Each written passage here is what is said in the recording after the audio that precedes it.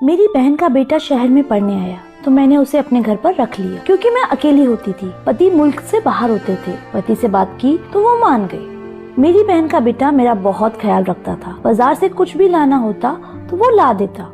फिर मैं एक दिन बीमार हो गई और फिर मेरी बहन का बेटा कहता कि अब आप आराम करना।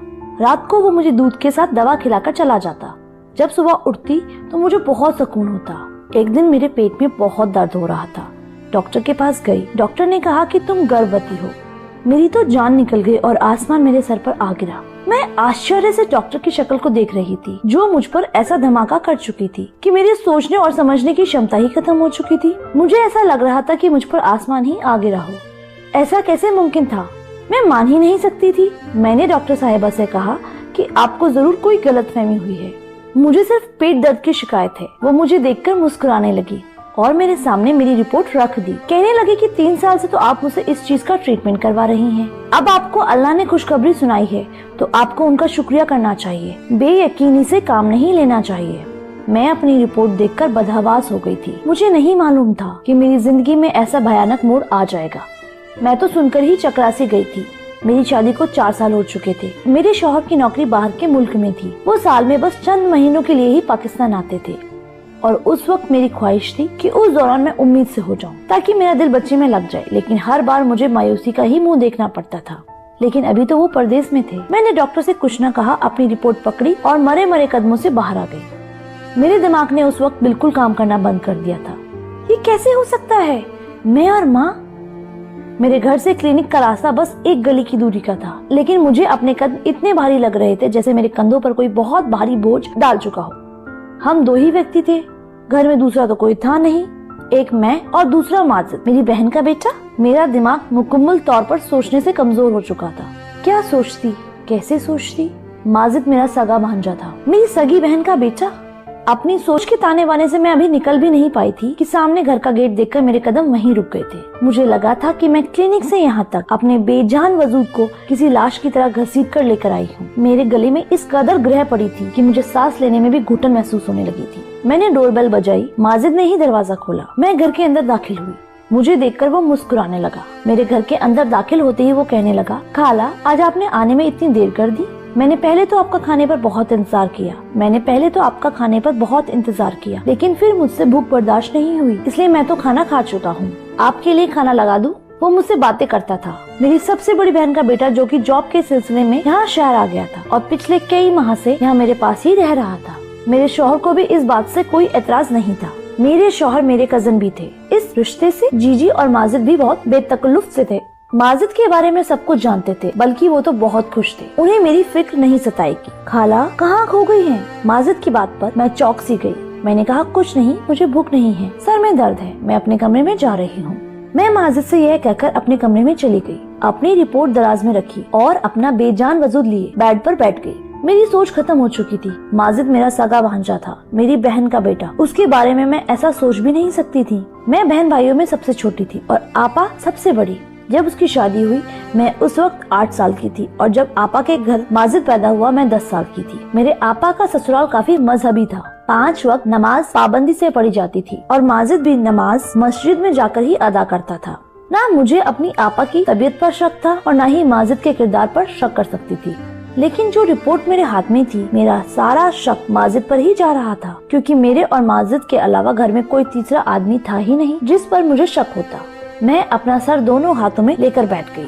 मुझे याद आने लगा कि पिछले कई दिनों से माजिद मुझे दूध के साथ दवा देता, जिसे खाकर मैं गहरी नींद में सो जाती और सुबह जब मैं उठती तो मैं बहुत खुश होती हूँ। क्या माजिद मुझे नींद की दवा देता है और मेरे सोने के बाद कुछ करता है? टिप टिप आंसू मेरी आंखों से गिरने लगे। मेरे गले में आंसुओं का गोला था, जिसकी वजह से मेरे अंदर घुटन सी बढ़ती जा रही थी। क्या सगे रिश्ते इतने नापायदार हो चुके हैं कि हवस के आगे कुछ भी नजर नहीं आता? मैं उसकी खाला हूँ, यानी कि माँ की बहन, मतलब माँ ही हुई। वो मेरा खास है, मेरा उससे पर्दा भी नहीं है। कैसे वो मेरे बारे में ऐसा सोच सकता है? कैसे उसका दिल उस गुनाह के लिए मान सकता है? मैं बहुत रो रही थी। इसका अंदाजा शायद कोई लगा ही नहीं सकता था जो मैं सह रही थी। एक नाकाबिले बर्दाश्ती हालत थी। मुझे याद आने लगा कि जब वो बचपन में आपा के साथ में होता था तो मेरी गोद में आ जाता था। अपनी तोतली जुबान में मुझे खाला के बजाय ताला ताला कहता था। मैं सबसे छोटी थी और वो आपा की सबसे पहली औलाद, इसलिए मायके में उसका सबसे ज्यादा वक्त मेरे साथ ही गुजरता था। तब मेरी शादी होने वाली थी। तब वो नया नया कॉलेज में गया था। मुझे मजहर के नाम से बहुत चिढ़ा करता था। कहता था कि आप इतनी खूबसूरत मनमोहिनी सी हैं, और वो एक लंबे चौड़े गबरू जवान से, और ऊपर से हैं भी बहुत गुस्से वाले। खाला, मजहर अंकल आपके साथ बिल्कुल सूट नहीं करेंगे। आपके लिए तो कोई मुझ जैसा स्मार्ट सा लड़का अच्छा लगेगा। हर वक्त वो मुझे मजहर के हवाले से छेड़ता रहता, हंसता रहता, मजाक करता था। मैं उसे बस घूरती रहती थी, और मेरी और उसकी अंडरस्टैंडिंग भी बहुत अच्छी थी। जब वो यहाँ आया था, मुझसे देर रात तक बातें करता रहता था, हंसता था, मजाक करता था। अब भी यही कहता है कि मुझे लगता है कि मजहर अंकल ने प्रदेश में किसी मीम से शादी कर ली है, तभी तो वापस आने का नाम नहीं लेते। जब मैं उसे गुस्से से घूरती तो हंसने लगता। उसे देखकर कभी मुझे ऐसा नहीं लगा था कि वो मेरे साथ ऐसी घटिया हरकत भी कर सकता है। मैं इन्हीं सोचों में घूमती, तभी माजिद मेरे दरवाजे पर दस्तक देकर अंदर आ गया। अब भी उसके हाथ में दूध का गिलास और मेडिसिन थी। वो बड़े नॉर्मल अंदाज में मेरे सामने बैठ गया, लेकिन उसके बेड पर बैठते ही मैं खौफ से पीछे हट गई, जैसे ना जाने वो क्या कर देगा। और ये जाहिर सी बात थी, जो कुछ भी डॉक्टर से सुनकर आ रही थी। मेरी जगह उस वक्त कोई भी होता, वो भी ऐसे ही खौफ में आता। मैं अकेली उस वक्त माजिद के साथ उस घर में मौजूद थी। वो मुझे यूँ डरा हुआ देखकर हैरान हो गया था। क्या बात है खाला, आप इतना घबरा क्यों रही हैं? सब खैर तो है ना? ये दूध पीजिए और आराम कीजिए। माजिद ने मेरी तरफ दूध का गिलास बढ़ाया। मैंने गिलास उसके हाथ से लेकर साइड पर रख दिया और सख्त लहजे में उनसे कहा, जाओ यहाँ से, मुझे नींद आ रही है। क्योंकि मैं जानती थी अब वो मेरे पास बैठकर अपने ऑफिस के किस्से सुनाएगा, और जब तक मेरी आंखें नींद से चूर न हो जाएंगी वो उठकर बाहर नहीं जाएगा। मेरे सख्त लहजे पर वो घबरा सा गया, कुछ हैरान भी था। क्या बात है खाला, आपकी तबीयत तो ठीक है? शायद मेरे रूखे लहजे से वो परेशान हुआ था। मुझे उस पर और भी गुस्सा आने लगा। कैसे कैसे ड्रामे वो मेरे सामने रच रहा था, जैसे बहुत मासूम हो, अनजान हो, बहुत नेक हो। पहले तो मेरा जी चाहा कि एक जोर से थप्पड़ उसके मुंह पर मार डालूं और फिर अपनी रिपोर्ट उसके सामने दे मारूं। देखो तुम्हारी शराफत का सबूत, और उसको धक्के देकर बाहर निकाल दो। लेकिन मैं चाहती थी कि उसे रंगे हाथों पकड़ूं, वरना वो मुकुर जाएगा। मेरे सर में दर्द है, मुझे तो बिल्कुल जगाने के लिए मत आना, मैं सोना चाहती हूँ। मेरे उकड़े लहजे के सामने वो चुप सा था और उठकर कमरे के दरवाजे तक चला गया। आप आराम करो, और हाँ, दूध जरूर पी लीजिएगा, खाना भी नहीं खाया हुआ है आपने। मुझे दोबारा से दूध पीने को कह के वो कमरे से बाहर चला गया। मैं वही तो जानना चाहती थी कि दूध और दवा खिलाकर ये कौन सा घिनौना खेल मेरे साथ खेलता है। मैंने वो दूध का गिलास लिया और उसे खिड़की से बाहर फेंक दिया, जो बाहर गली की तरफ खुलती थी, और मेडिसिन भी दराज में रखकर लाइट बंद करके कमरे में सो गई। अब मुझे उस वक्त का इंतजार था जब माजिद मेरे कमरे में आता है। 1 घंटा गुजर चुका था, लेकिन मेरे कमरे में कोई नहीं आया। उसका इंतजार करके तंग आ चुकी थी और मुझे नींद भी आने लगी थी, इसलिए सोचा कि खुद ही देखाऊं कि वो क्या कर रहा है। मैं उठ के अपने कमरे से बाहर निकली तो आंगन भी खाली सा था। सामने का कमरा माजिद का था। मैंने धीरे से जाके जब उसके कमरे का दरवाजा खोला तो मेरे होश ही उड़ गए। मैंने उसके कमरे का दरवाजा धीरे से बंद कर दिया और दबे पांव अपने कमरे में आ गई। मेरे जहन में वो वाकयात गुजरने लगा जब आपा का मुझे पहली बार फोन आया था। कहने लगी, माजिद शहर में नौकरी करना चाहता है, लेकिन तुम जानती हो कि मैं इस हक में नहीं कि उसे हॉस्टल में रहने की इजाजत दूं। कई किस्म के नौजवान होते हैं, मेरा माजिद सीधा साधा सा है, कहीं गलत लोगों में न फंस जाए, सिगरेट और दूसरे नशों का आदी न हो जाए। तुम तो जानती हो कि हमने कैसे उसकी देखभाल की है। मेरा बच्चा तहज्जुद गुजार है, लेकिन जहाँ लड़के रहते हो वहाँ 100 बुराइयाँ होती हैं। इसलिए अगर तुम उसे अपने घर में रख लो तो मुझे इत्मीनान रहेगा। उस वक्त तो मैंने बड़े ही फिराक दिली दिखाते हुए हामी भर ली थी कि माजिद मेरा भांजा ही नहीं बेटा भी है। जाहिर है वो मेरा सगा भांजा था और भांजे और बेटे में कोई फर्क नहीं होता। मेरा सिर दर्द से फटने लगा। मेरा भांजा उस वक्त अपने कमरे में बैठा सिगरेट पी रहा था। मेरी तरफ उसकी पीठ थी, इसलिए वो इस बात से अनजान था। मेरी आपा दिल की मरीज है। अगर वह सच जान जाएगी माजिद ने मेरे साथ क्या किया है, शायद सुनते ही मर जाएगी। लेकिन मैं सोच सकती थी कि माजिद को सुबह ही कह दूंगी कि वो अपने रहने का इंतजाम कहीं और कर ले। मैं उसे अपने घर पर नहीं रख सकती। मैंने अपना कमरा लॉक किया और सो गई। सुबह मेरा दरवाजा बड़ी जोर से धड़धड़ाया गया। मैं उठी और दरवाजा खोला। जब मैंने दरवाजा खोला, सामने देखा माजिद मुझे बहुत गुस्से से देख रहा था। दरवाजा क्यों लॉक किया था आपने खाला? उसका मुझ पर रौब जमाकर पूछना तो मुझे दबा के रख दिया। वो होता कौन था? मुझसे इस लहजे में बात करने वाला? उसे शायद तकलीफ इस बात की हो रही थी कि उसका रास्ता मैंने बंद कर दिया था। जो वो गुनाह मेरे साथ कर रहा था, शायद उसकी तलब ना पूरी होने की वजह से वो यूँ उखड़कर मुझसे बात कर रहा था। मैंने कहा कि तुम होते कौन हो मुझसे ये पूछने वाले? मेरी भी बुलंद आवाज को सुनकर वो कुछ हैरान हुआ। फिर नरम लहजे में बोला, खाला रात को आपकी तबीयत ठीक नहीं थी, मुझे आपकी फिक्र थी। मैं कब से दरवाजे पर दस्तक दे रहा था, लेकिन जब आपने जवाब नहीं दिया तो परेशान हो गया कि कहीं आप बेहोश तो नहीं हो गए हो। इसलिए मैंने दरवाजा खोलना चाहा तो वो लॉक था, इसलिए मैं परेशान हो गया था। आप प्लीज दरवाजा लॉक मत किया करें। मुझे उसकी झूठी फिक्रमंदी और दिखावे की परेशानी देखकर बहुत गुस्सा आया। मैंने कहा कि मेरी फिक्र करने की तुम्हें कोई जरूरत नहीं है, मैंने तीखे लहजे में कहा और अपने कमरे से बाहर निकल गई। अपने लिए नाश्ता बनाया और नाश्ता करके अपने पड़ोस में अपनी एक सहेली के घर चली गई। मेरे पड़ोस में भी मेरी उम्र की ही लड़की रहती थी, शादीशुदा बच्चों वाली थी। जब मेरे मियाँ मुल्क से बाहर जाते वो औरत बहुत ख्याल रखती थी मेरी उससे दोस्ती भी बहुत थी। उसके शौहर भी मुझे छोटी बहन जैसा ही समझते थे। जब भी बाजार से कुछ लेने जाते तो मुझसे पूछते कि बहन कुछ मंगवाना तो नहीं है, बिना तकलीफ के बता दिया करो। मैं अक्सर ही उनसे सामान मंगवा लिया करती थी, लेकिन जब से माजिद आया था मैं हर काम माजिद से ही कहती थी। उस वक्त तो मुझे अपने पड़ोस जाहिदा से ही काम था कि मुझे अपना अबॉर्शन करवाना था। मेरे मियाँ 2 माह बाद आने वाले थे। मेरे पास इस गुनाह को खत्म करवाने के अलावा कोई दूसरा रास्ता ही नहीं था, लेकिन मुझे ये नहीं समझ आ रहा था कि जाहिदा से कहूँगी क्या। ना जाने वो मेरे बारे में क्या सोचेगी, लेकिन मुझे किसी न किसी औरत की तो जरूरत थी, वो भी बिना सच बताए। मुझे यह कदम उठाना ही था, क्योंकि अगर आपा को मैं सच बताती हूँ तो वो सह ना सकती। अगर शौहर से सब कुछ कहती हूँ तो वो मुझे कभी अपनी पत्नी न मानता, मेरा घर बर्बाद होकर रह जाता। मैं एक ऐसी कशमकश का शिकार थी कि मैं ही जानती थी। मैंने जाहिदा से कहा मेरे पेट में बच्चा है और मुझे उसका अबॉर्शन करवाना है, इसलिए वो मेरे साथ डॉक्टर के पास चले। वो मेरी बात मान गई। मैं अपने डॉक्टर के पास नहीं गई थी जिससे कई सालों से मैं इलाज करवा रही थी, बल्कि एक नई लेडी डॉक्टर के पास गई और उससे कहा कि वो मेरा एक काम आराम से कर दे तो मैं उसे ठीक ठाक पैसे दे दूंगी। वो लेडी डॉक्टर मान गई, लेकिन उसी रात मेरे साथ कुछ ऐसा हुआ कि मेरी रूह कांप गई। मैंने रात को घर आते ही माजिद से कह दिया कि मैं तुम्हें अपने घर पर नहीं रख सकती हूँ, इसलिए 2-3 दिन में वो अपने रहने का इंतजाम जहाँ चाहे वहाँ कर ले। मेरी बात सुनकर वो हैरान सा होकर रह गया। खाला, ये क्या कह रही हैं आप? मैं क्यों आपको छोड़कर जाऊंगा? मेरा मसला नहीं है, मैं तो कहीं भी रह लूंगा, लेकिन आप अकेली कैसे रहेंगी? मुझे माजिद की मेरे लिए फिक्रमंदी भी खल रही थी।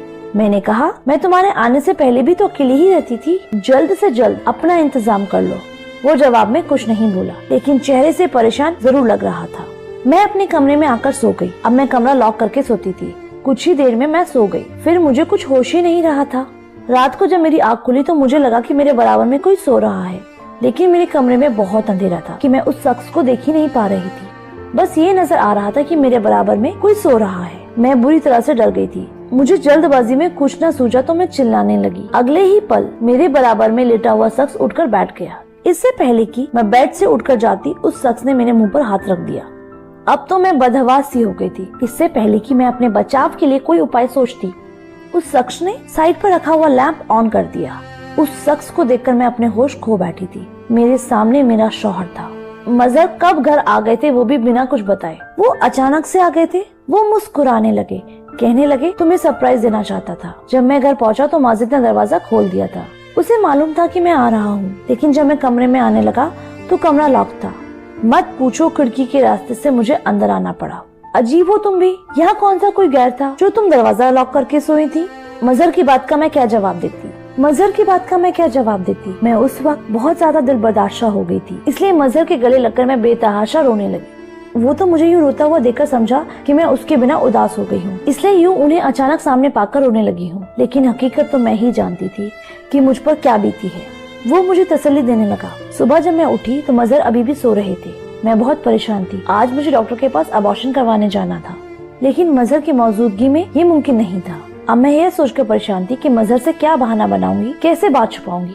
मैं परेशानी से बाहर लाउंज में बैठी थी। तभी माजिद किचन से निकला। वो अपने लिए नाश्ता बना के टेबल पर रख रहा था और मुझे देखकर मुस्कुराकर कहने लगा, खाला कैसा लगा आपको अंकल का सरप्राइज? मैंने उसे नफरत से देखा और कहा, किस कदर ढीठ और ड्रामेबाज इंसान हो तुम। ऐसी मासूमियत से भरी अदाकारी कैसे कर लेते हो? शर्म नहीं आती तुम्हें? एक तरफ खाला कहती हो, दूसरी तरफ। मैं ये सब सहकर थक चुकी थी, इसलिए बिना लिहाज के मुंह पे जो भी आया उसे कहना शुरू कर दिया। और वो ऐसा ढीठ था कि अब भी मुझे हैरत से देख रहा था। कहने लगा, खाला क्या कह रही हैं आप? मुझे आपकी बात बिल्कुल समझ नहीं आ रही। मैंने ऐसा भी क्या किया है जो आप इस तरह से मुझसे बात कर रही हैं? माजिद की बात पर मैंने उसे ताजुब से देखा और अपने कमरे में चली गई। मजहर अभी भी सो रहे थे। दराज से अपनी रिपोर्ट निकाली और कमरे से बाहर आ गई। माजिद अब टेबल के पास खड़ा था। मैंने वो रिपोर्ट उसके मुंह पर मार दी, जो उसके चेहरे से टकराकर जमीन पर गिर गई, और कहा, ये पढ़ो और अपना गंदा चेहरा लेकर मजहर के उठने से पहले दफा हो जाओ मेरे घर से। मैंने गुस्से से दबे लहजे में कहा, क्योंकि मैं नहीं चाहती थी कि मजहर को इस बात की भनक भी लगे। माजिद ने वो रिपोर्ट जमीन से उठाकर खोली। जैसे ही उसने पढ़ा तो उसके चेहरे की रंगत उड़ गई। चेहरे पर बदहवासी सी छा गई।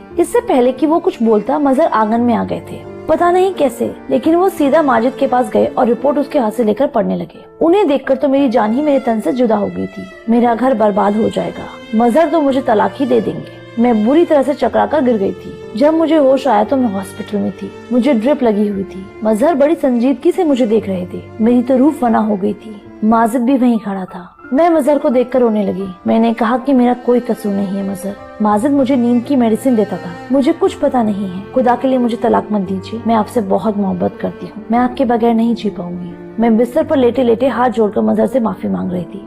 वो मेरे पास आए, मेरे जुड़े हुए हाथों को अपने हाथों में लिया और कहने लगे, तुम परेशान मत हो, मैं तुम्हें नहीं छोड़ूंगा। मैंने तुम्हारे सारे टेस्ट नए सिरे से करवाए हैं। तुम प्रेग्नेंट नहीं हो। शायद किसी और की रिपोर्ट तुम्हारी रिपोर्ट से बदल गई थी। ना तुम गुनहगार हो और ना ही माजिद ने ऐसा कुछ किया है। तुम उसके किरदार पर शक मत करो। बस एक अलग रिपोर्ट के अदल बदल है। यह सब गलतफहमी है। माजिद की तरफ जब मेरी नजर पड़ी तो वो रो रहा था, बिना आवाज के आंसू बहा रहा था। मुझे देखकर मेरे पास आ गया, कहने लगा, खाला आपने सोच भी कैसे लिया कि मैं ऐसा कर सकता हूँ, वो भी आपके साथ। मैंने अपनी माँ में और आप में कोई फर्क नहीं देखा। मैंने तो कभी किसी गैर लड़की को भी नजर उठाकर नहीं देखा। तो आप मेरी माँ की जगह हैं।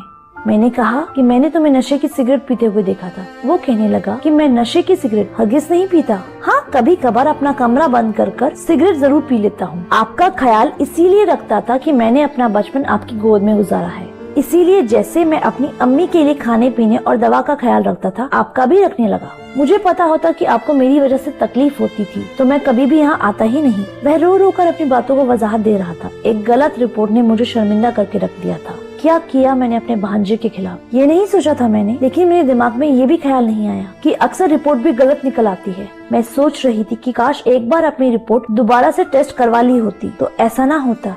धन्यवाद दोस्त।